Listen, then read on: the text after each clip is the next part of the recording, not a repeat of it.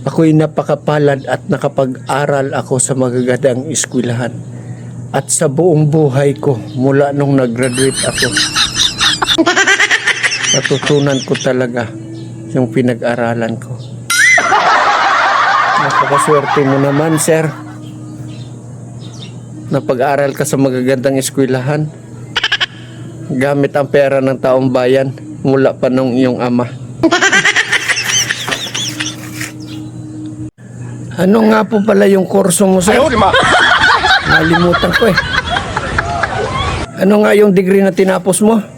Parang ang maalala ko, nagtapos ka sa Harvard ng Magna. At ang talino mo talaga, bilib ako sa talino mo. Yan ang sinisigaw ng inyong mga taga-suporta.